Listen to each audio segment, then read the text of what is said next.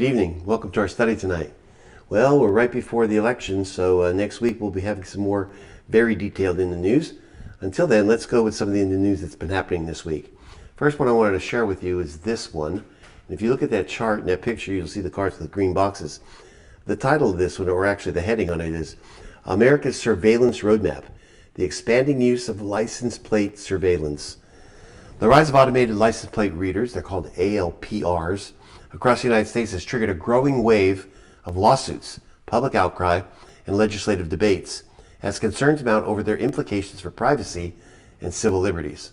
These systems are increasingly seen as a form of government surveillance that crosses constitutional boundaries, raising alarms among citizens and advocacy groups alike.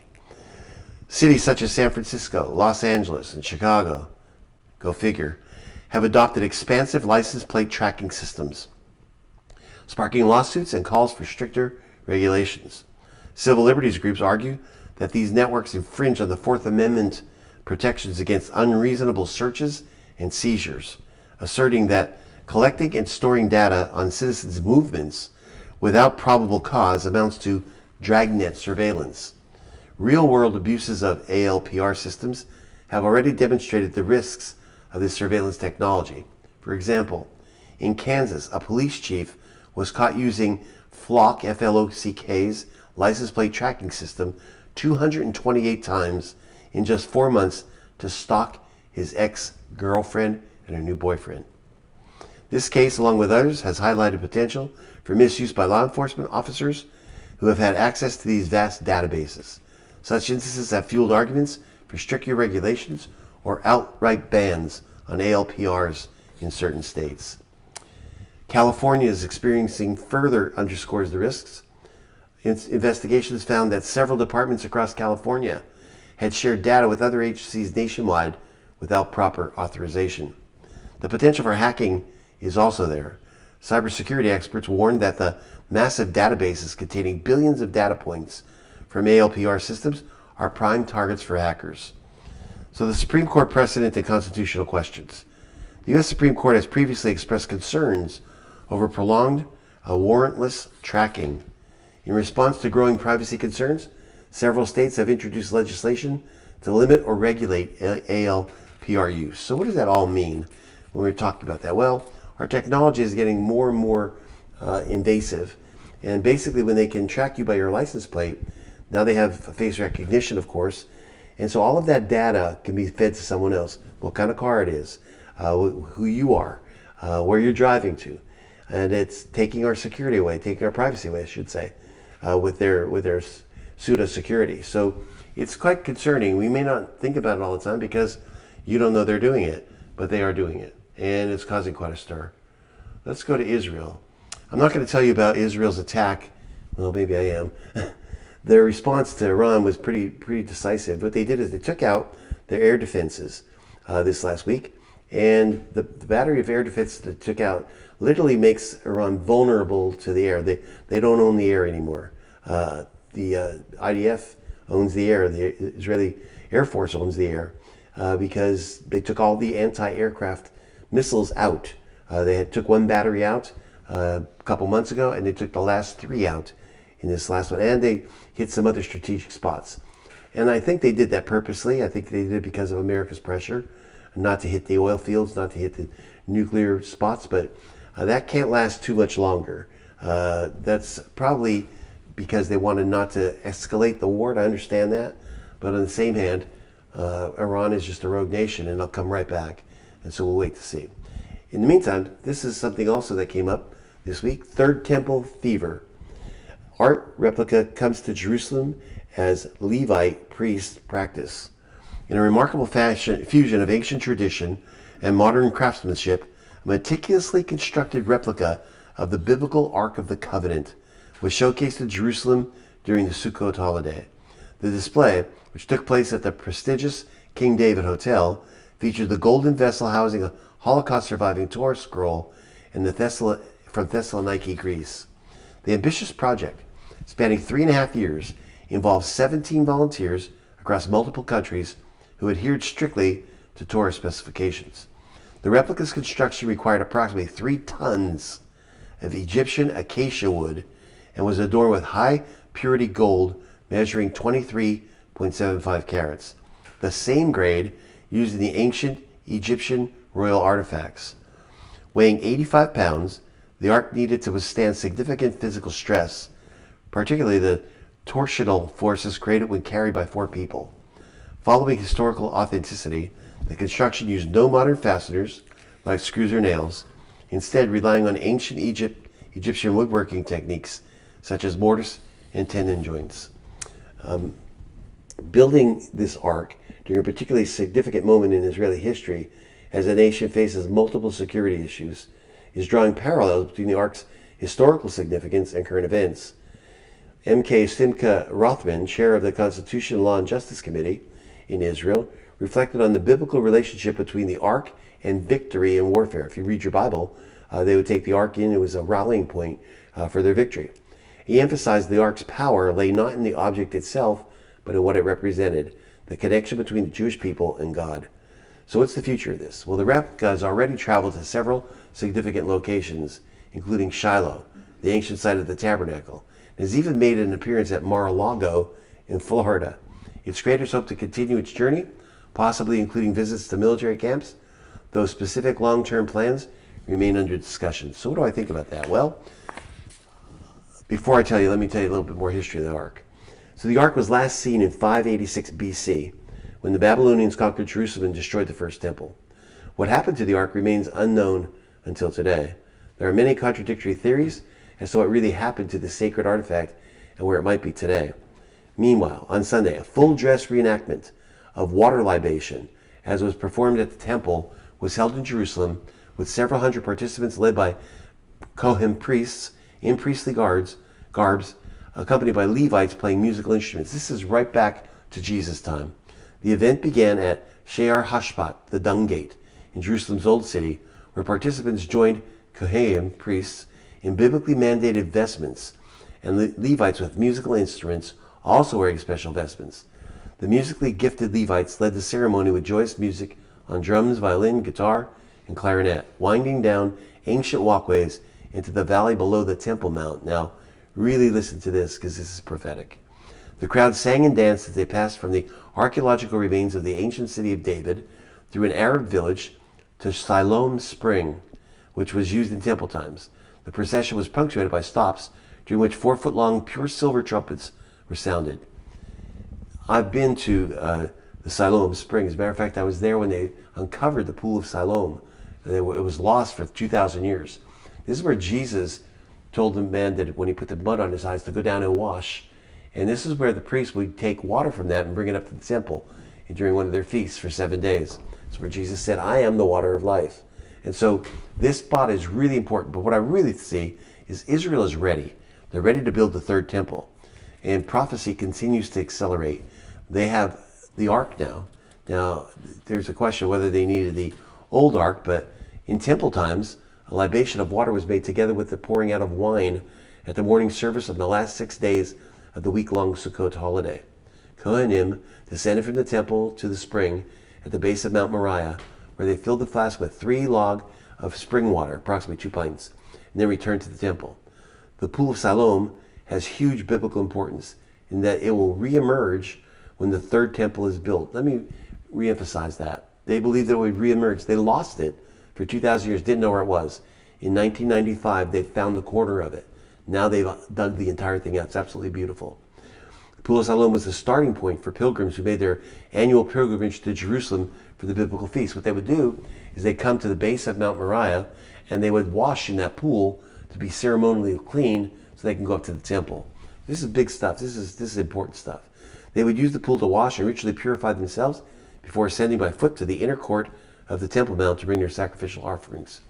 Located outside the walls of the old city of Jerusalem to the southeast, the pool is fed by the waters of the Gihon Spring, which are carried there by the Siloam Tunnel, also known as Hezekiah's Tunnel. When we go to Israel, we walk through Hezekiah's Tunnel. The pool was discovered during the summer. Actually, the corner was discovered in the 1990s, but the summer of 2004 is when they really started to uncover it, and they're still uncovering it today. It's huge. And this is all in place for what we know as the last days and really the fulfillment of having that third temple. I haven't talked to you about the economy for a while. Of course, I've been harping on it for a little bit, but I want to give it to you one more time.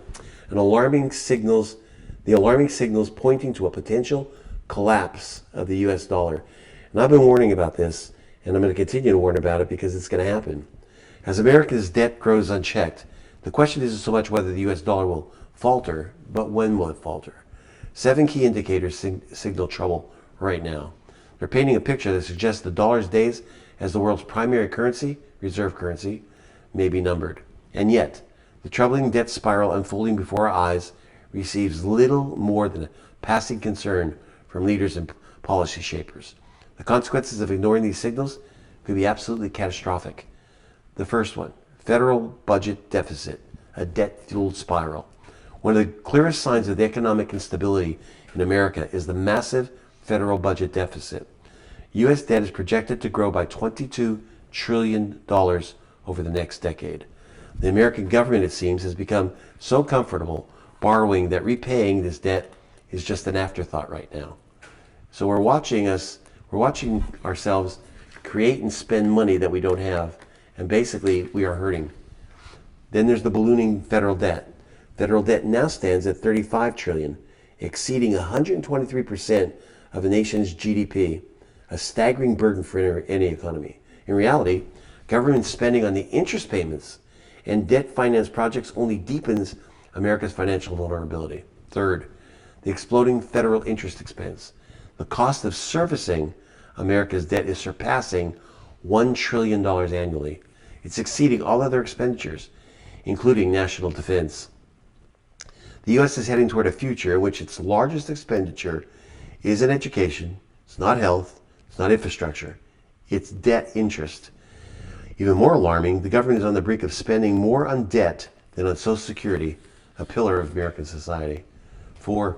Federal fund rates and struggle with inflation. In a desperate attempt to curb inflation in 2022, the Federal Reserve embarked on one of its steepest rate hiking cycles in recent history, moving from near zero rates to over 5% in just 18 months. But this monetary medicine came with consequences. As rates rose, the government's interest burden exploded, forcing the Fed back to rate cuts. 5. Money supply and currency debasement. The Fed's tools of currency debasement and gaslighting, as critics would say, are thinly veiled attempts to inflate the money supply in a bid to control debt interest costs. When money is created out of thin air, and that's what we're doing, to buy up government bonds, we create money, we make it to buy our own bonds. It's ridiculous. Inflation inevitably follows, eroding purchasing power, widening inequality. The result is a world where many Americans struggle to stay afloat financially, watching as their real wealth erodes amid skyrocketing prices and stagnant wages. So the more money you create, the less your money is worth. 6. CPI as a misleading inflation measure. Consumer Price Index, you've heard of that before, has long relied upon as a measure of inflation, has come under fire as being misleading. Designed to provide a snapshot of average price increases, it doesn't account for the diverse realities in American lives. For example, it takes $6,000 to live in an apartment in New York City, a one-bedroom apartment. That may only be $500 someplace else. So it's a false flag for us, a false indicator. Critics argue that selective weighting and item choice skew the results. So they tell us that the economy is okay based on the Consumer Price Index. It's a lie.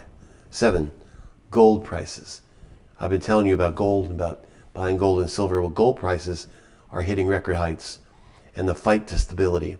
With soaring gold prices and central banks globally increasing their gold reserves, it's clear that the confidence in fiat currency is eroding. So what is fiat currency? It's paper money.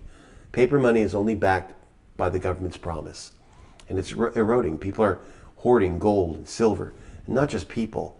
The global nations globally are hoarding gold. That's not a good sign for the US dollar. So what's the conclusion? What's the road ahead? Well, none of the 7 indicators on their own might signal imminent collapse, but together they form a compelling case that the US dollar's stability is anything but secure. While policymakers and officials continue to downplay concerns, the growing federal debt, rising interest expenses, and manipulated inflation measures paint a troubling picture of an economy on borrowed time. And I've told you this before, I probably need to tell you again. If you have savings at home and you're getting $100 bills, you need to change those to $50 bills. I'm predicting, not prophesying, but predicting that the U.S. government will start taking out the $100 bill from circulation. In the 1970s, late 70s, they took out the $500 bill. As the economy starts to get worse and worse, they'll start to look for an alternative, obviously cryptocurrencies. So our fiat currency is going to be taken back in. You'll have some time to cash those in if they make them void, but basically you don't need to be caught with any of them on you. Let's go a little bit further. Some ludicrous things happening in the way of religion, and I'm going to give you that one right now. Hold on one second. Religion makes a belated appearance in 2024 election season. Members of the Democratic presidential ticket visited churches in key swing states of Georgia and Michigan on Sunday. Who are they kidding? They don't go to church at all. Who are they kidding? They'll do anything for votes. Vice President and presidential candidate Kamala Harris visited two churches, the New Birth Missionary Baptist Church and the Divine Faith Ministries International. And Vice Presidential candidate Tim Walz visited Victorious Believers Ministries in Saginaw, Michigan. Politicians have taken their stump to the pulpit for years, even if the candidates themselves have thin religious convictions. If you had a security camera outside America's churches, you're not likely to catch a surreptitious Vice President Harris attending those services. When they attend, it's pretty ostentatious. Even local news coverage seemed to recognize the dissonance of ecclesiastical electioneering that took place on Sunday. Along with the weekly word, there was another message being sent, but not by a pastor, recorded the Atlanta Voice. With only 16 days left until election, Kamala Harris was in the pulpit preaching the power of the vote. That's actually insulting on several levels. Harris also appeared to her memoirs, Memories of Christian Teachings. Here's what she said. My earliest memories of those teachings are about a loving God, a God who asks us to speak up for those who can't speak for themselves and to defend the rights of the poor and the needy. How controversial is that? How ironic is that? Because it's deeply ironic. She wants to speak up for those who don't speak for themselves, yet she's the biggest proponent of abortion that's riding on the ticket right now. So it's kind of ridiculous. It's ludicrous. Maybe the vice president felt she had to go to church. Last Thursday, a heckler cried out in one of her events, "Jesus is Lord," and the vice president interrupted her remarks and responded, "Oh, you guys are at the wrong rally." It's interesting to see that on the Democratic side, they decided yesterday to go to church. Just a coincidence? As the Washington Stand reported, the partisan crowd joined in Harris's dismissal of the heckler, which, intentionally or otherwise, sent the message that those who profess Jesus as Lord are unwelcomed in the Democratic Party of 2024. And listen, let me stop right here and tell you my opinion. If you're a Democrat and you're listening to me and you're a Christian, I actually believe you can't be both. I think it's an oxymoron. Well, how could you be a Christian and believe in abortion? How could you be a Christian and believe in homosexuality as a normal way of life? By contrast, when a heckler cried Jesus King at a rally where Republican vice presidential candidate J.D. Vance was speaking on Sunday, Vance responded, "That's right, Jesus is King." Let me give you another one on the same line. Presidential candidate Kamala Harris continued her efforts to woo churchgoers this past Sunday. The one I read to you was the Sunday before this, with an appearance at the Church of Christian Compassion in Philadelphia. She's making her rounds in the church. Her last-minute Sold to the Polls campaign in historically black churches comes as up to 40 million self-identified Christians plan not to vote in the upcoming election, according to a recent George Barna survey. Harris's church-focused push began 3 days after she ejected two rallygoers who again exclaimed, "Jesus Lord." The Harris campaign has struggled to sell church-going voters on their candidate, in large part due to the fact that they lack a product this audience wants. The sole issue that Kamala Harris has been running on is abortion. This really is the only issue on which she has been consistent and clear and energetic. If Harris is in the Oval Office on January 20th, the abortion lobby will have the most energetic supporter that they've ever had in that office.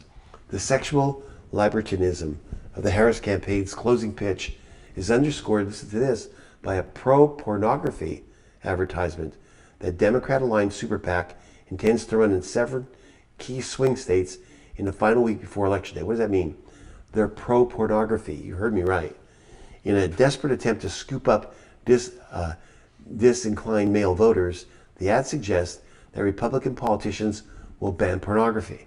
Can you imagine if Harris brought this pitch to the pulpit? Vote a blue ticket. We'll keep porn legal. The parents training their 10-year-olds to pay attention during big church would be outraged. It's really frightening how many of these issues directly oppose biblical teachings. We just need to be really clear as Christians. Again, check yourself. If you're a Christian and you are voting Democratic, check yourself, because you are really doing something that is against your faith. There are issues of clearly biblical morality on the ballot: abortion, sexuality, marriage, a host of other issues. The Bible addresses these fundamental moral issues in multiple places, but Paul's letter to the church in Corinth may be the most succinct. Here it is, quote, "Do you not know that the unrighteous will not inherit the kingdom of God? Do not be deceived. Neither the sexually immoral, nor idolaters, nor adulterers, nor men who practice homosexuality, nor thieves, nor greedy, nor drunkards, nor revilers, nor swindlers will inherit the kingdom of God." 1 Corinthians. Let me tell you what I know about Paul. If he was living today, he would not be democratic. Let's go a little bit further and tell you this one. And this I have under war. Wars and rumors of wars. Worlds on the brink of 4 simultaneous conflicts. So we've reached a moment in history that none of us will ever forget. We are literally standing on the precipice of the unthinkable. And most people don't have a single clue about it. Of course, horrific wars have a way of erupting when most people are not expecting them. Hardly anyone expected a global war to erupt in 1914. Hardly anyone expected a global war to erupt in 1939. If we do not change course, billions of precious souls could die in the nightmarish global wars that are rapidly approaching. At this moment, most Americans have absolutely no idea that a war between the United States and China is coming. On Thursday, Chinese Communist dictator Xi Jinping commanded troops to strengthen their preparedness for war. Xi said the military should comprehensively strengthen training and preparation for war and ensure troops have solid combat capabilities. So why would China need to prepare for war? Needless to say, nobody's planning to attack China. The only reason that China would need to prepare for war is if it's planning to invade Taiwan. Because the moment that China does invade Taiwan, the US and China will be at war. And trust me, it'll become a global war with people divvying up the sides. In recent days, the Chinese have been getting very aggressive with Taiwan. On Monday, Beijing had deployed fighter jets, drones, warships, and Coast Guard vessels to encircle Taiwan. Its 4th round of large-scale war games around the democratic island in just over 2 years. China's communist leaders have insisted they will not rule out using force to bring Taiwan under Beijing's control. Meanwhile, Western leaders continue to publicly discuss sending NATO troops to Ukraine. French President Emmanuel Macron said in February that sending Western troops to Ukraine is not ruled out for the future plans in war against Russia. There are reports that soldiers from North Korea are being equipped and sent to fight for Russia on the front lines in eastern Ukraine. Both sides just continue to escalate matters. It appears to be just a matter of time before we find ourselves in direct conflict with the Russians. And that is really a very, very bad idea. In addition to sending troops to fight in Ukraine, the North Koreans are also threatening to invade South Korea. Tensions between the two sides of the peninsula have escalated since May, when North began flying balloons carrying garbage across the border to the south, prompting Seoul to respond by restarting loudspeaker propaganda broadcasts. This is heating up all over our planet. The North Korean military is vastly superior to the South Korean military. They've put all their money into their military. If North Korea invades South Korea, the only way that South Korea will survive is if the United States intervenes. But right now, the U.S. military is focused on the Middle East, because that conflict could also spiral completely out of control at any given moment. Most people in the Western world have absolutely no idea how chaotic things have become over there.